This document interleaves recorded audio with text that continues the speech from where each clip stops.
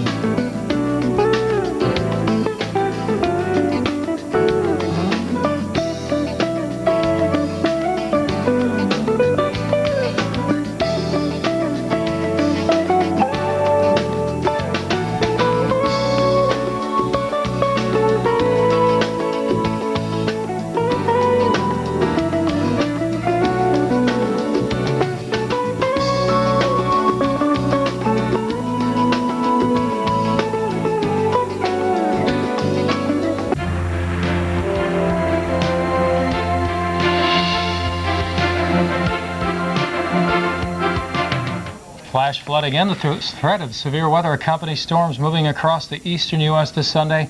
Welcome to Weather Center. I'm Mike Bono. And I'm Lisa Moser. Flood watches are in effect from the northern tip of South Carolina and into Pennsylvania this afternoon. Philadelphia, to keep those umbrellas out and raincoats handy, that's a good idea. The city got some rain this morning, and there is more in store for this afternoon and overnight tonight. You do want to be careful as you get out and about today because the rain could be heavy at times. We are expecting some thunderstorms in the Philadelphia metro area today. The high temperatures will be topping out in the mid-50s. Very wet on the roads there in Philly. The city of brotherly love. We are looking at the big picture right here. You'll notice that we have a frontal boundary. The low pressure area that developed along this front has been on a northeasterly track. And I also want to point out this low out towards the Gulf of Mexico, because this low is bringing in a strong southerly flow ahead of it, and it does look like North Florida will be seeing some strong activity here with the showers and thunderstorms as we head into the afternoon hours. Let's take a look first off.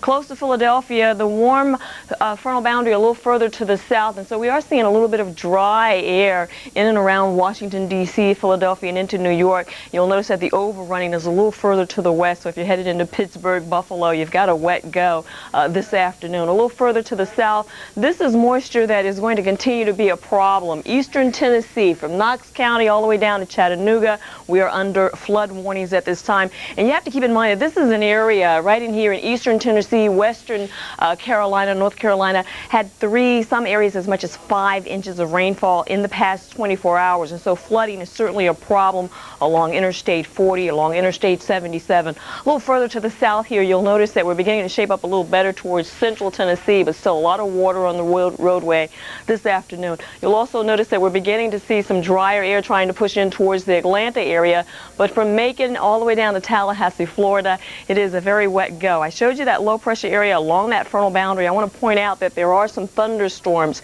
and we are looking at thunderstorms that are extending into the Gulf waters. So water's not real good for boating today. This is going to continue to advance here, and we may see some trouble weather in this area as well as towards the Carolinas. I want to show you this estimated precipitation. You'll notice that this is just from 8 o'clock this morning.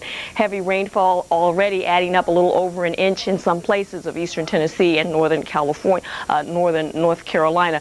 You'll also notice the metro area of Atlanta, lots of rainfall there in the past 6 to 8 hours. And so this is an area that's very prone for additional flooding today, as well as seeing some strong thunderstorms, and we'll be watching out for that severe weather towards the eastern seaboard. Mike? Thanks, Lisa.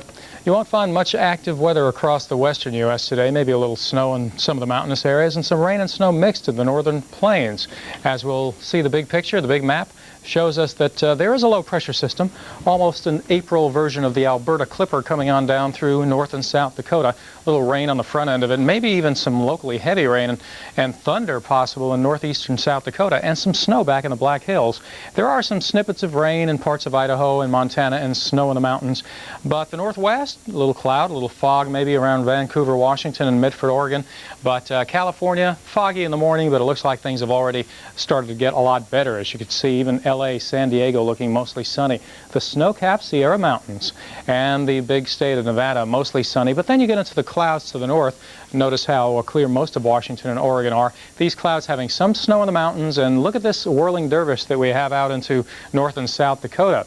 As we notice the snow in the mountains of Montana. We'll notice also the rotation around low pressure, and there's a lot of cold air aloft. That means you could even have some thunderstorms with a little bit of hail, I-29 and then toward I-94 toward Bismarck, anywhere from Aberdeen and Huron back toward North Dakota, parts of North Dakota. This could turn a little thundery and possibly even a little bit, like I said, small hail, maybe some gusty winds, but nothing terribly severe that we're expecting right now. Temperatures are chilly, 36 Rapid City with that rain and snow mixture, some of that snow back to Gillette, Wyoming, and then it gets up into 51 in Minneapolis. But to the west, mainly a cool midday period, late morning to midday on the west coast, 51 Boise and Spokane, 72 in LA is pretty nice, and 66 in San Diego is just as nice. Now here's Lisa with the forecast. Things are going to be shaping up a little bit better. You know, the last time we were looking at a frontal boundary drape across the southeast like this, it kind of hung here. This one does look like it'll continue to push on further to the south as we head into the evening hours. Central Georgia, around Bibbs County, Twiggs County, where you're seeing some severe weather right now with the thunderstorms. Well, hold on, because as this frontal boundary continues to push to the south, things are going to get much, much better. Unfortunately, a lot of the heavy rain showers will be pulling into Washington, D.C., Philadelphia, just as things begin to shape up a little better down towards the south. By tomorrow morning, the low pressure area heads up to New England, and so does all of that heavy rain shower activity. Conditions will still be a bit on the wet side as far south as maybe the high country of Albany, New York. We are going to see some wraparound moisture there, but much of the Carolinas will shape up much better by this time tomorrow. The frontal boundary may continue to bring some showers in and around northern Florida over the course of tonight and tomorrow. The frontal boundary will take a little bit more time, but it is expected to clear a little bit further on southward. You'll notice that the temperatures over Florida, 80s. So watch out, Tampa. We may see some strong thunderstorms as we reach that maximum high temperature today, around 80 degrees. Mike? Thanks, Lisa. Well, tomorrow is the 102nd running of the Boston Marathon, and the Weather Channel